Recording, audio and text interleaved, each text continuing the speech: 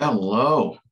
It's a cold Sunday night here on Long Island, and Jack is back with another episode of All or Nada According to Jack.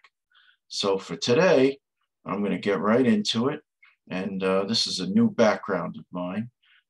Rather, it's a background that I took myself. This is on the South Shore of Long Island.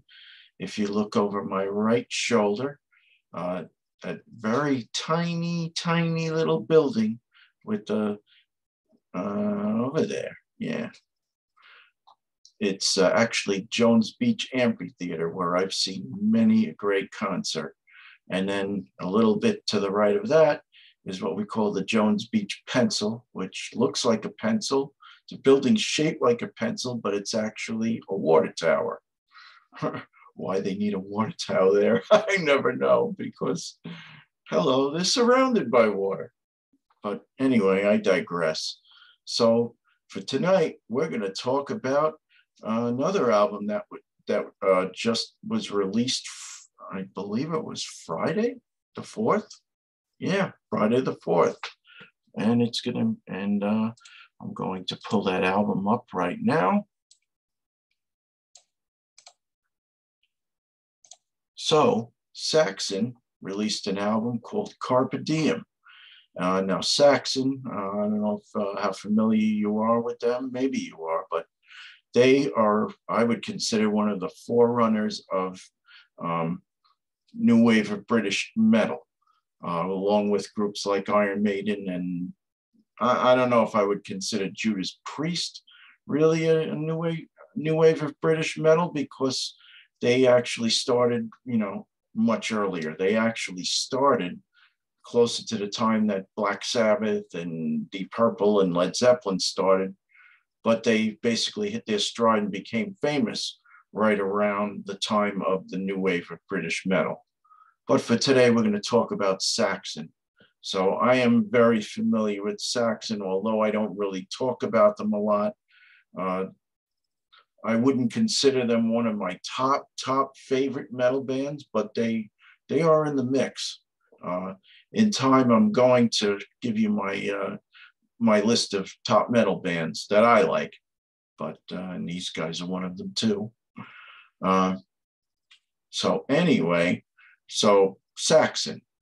I came to hear of Saxon so back when I was a teenager, and I hung around with some friends, and we did a lot of exchange of musical ideas and musical groups that we liked. So they presented me with a band called Saxon. And at the time, I could have been shot for saying this. I mean, they're okay, but I don't think their guitars are that great. But let me tell you, boy, was I ever wrong. This album, top marks for their guitar work. So let's start with the fact that it's produced by Andy Sneap. We know what good work he does with guitars, having them at the forefront. With basically, he's done an amazing job with actually pretty much all except albums that Mark Tornillo, their second lead singer or third lead singer, was involved with, their current lead singer. Also, very notable was that he collaborated with Tom Allen to work on the album Firepower for Judas Priest, which was released back in 2018. Then they had an unfortunate situation where Glenn Tipton could no longer perform on stage because of Parkinson's disease. So he's an accomplished guitarist in his own right. So they said, please help us out. Be our second guitarist on stage. So long story short, Rob Halford had the brilliant idea, let's now make us a four-man band to go along with the fact that we're celebrating our 50th anniversary. We know how that went over like a lead balloon. So Andy's back, but I am happy, very happy to see his name out there in a very positive way for this album. So let's talk about Carpe Diem, which, by the way, is Saxon's 24th album. So you open it up, and it's not a lot to show for it. You got the disc, you got this, which if you buy the super deluxe edition, which is like a box set, which comes with the record album and the CD, you get what looks like a Pittsburgh Steelers terrible towel in the form of this Saxon Carpe Diem, you know, with the designs and the eagle, etc., etc. And of course, you get this booklet that goes right in this slot here. But for ease, I took it out, going right to the centerfold. Nice picture of the band themselves. You have, you know, all the lyrics. I'm not going to go through all that, but the current lineup of the band, we're going to go to that.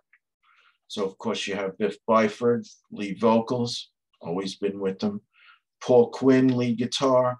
Doug Scarrett, their second lead guitarist. He's been with them not as long as Paul Quinn, but he's still been with them for a very long time.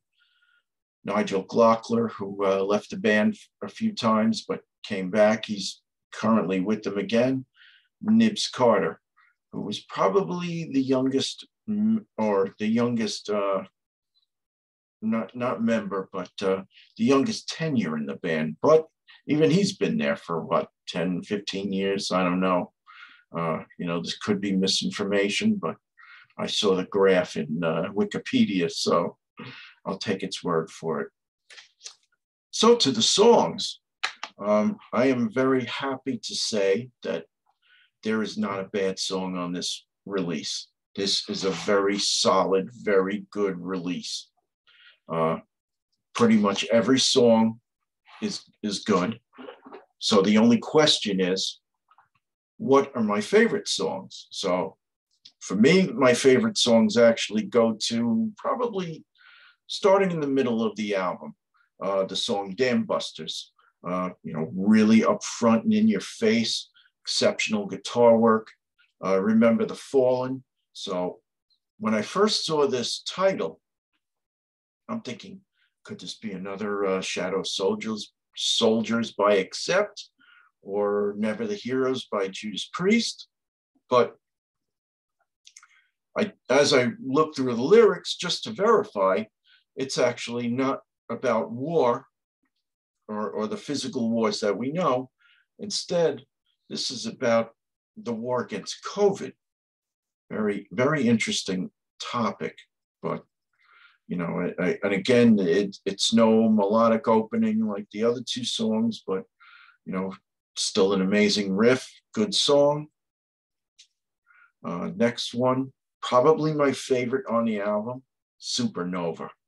Incredible burner, segues into a great melodic midsection, a la A Touch of Evil by Priest from Painkiller, or da da da da da da da da da, something to that effect, but amazing, amazing song.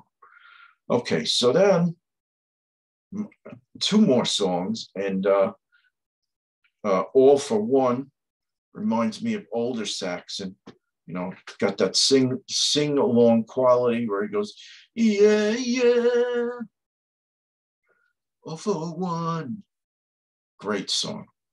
I don't do justice to it, but and then of course there is Black as the Night, a little bit of a slower but more direct riff. There is some nice guitar melody in between the vocal lines, so very cool. So what else can we talk about? So some of the things that I picked up along the way about this album. So Biff pointed out the essence of a great metal song is the riff that starts it. And this album has loads of them. Right you are, Biff. Spot on. Andy Sneap's production, again, second to none. Those guitars are out in front, just where we want them to be. You know, makes Paul Quinn and Doug Scarrett really sound good. Pretty much every song on the album. And what else can I say other than the fact that Saxon's been going strong for a very long time, going back to like what, 1979, 1980. and this is their 24th release. So that leaves really only one last question. How am I going to rate the album? So I peeked around at a few other reviews that, up on the internet. One person gave it a 3.5 out of 5. Another gave it a 7.5 out of 10. Another person gave it an 8 out of 10. And then Metal Lonnie, which I thought gave it the best rating of what I found so far, gave it a 9 out of 10, which is exactly where I'm going. I'm giving Saxon Carpe Diem 4.5 out of 5. It's that damn good. Really good job, guys. Kick ass. So that's really all I have for tonight. So pick it up if you're looking for something new to listen to, some classic metal. These guys will not disappoint. So thank you very much. And I also want to say thank you for everybody who's been looking at my other reviews. I'm now over 200 subscribers. So thank you very much, everybody. Keep it up. My total views are over 4,500. Again, got to pinch myself. Didn't think I'd be here this soon. So thank you all very much. I really, really appreciate it. Have a good night. And this is Jack Toledano for All or Nada. Till the next episode. Have a good one.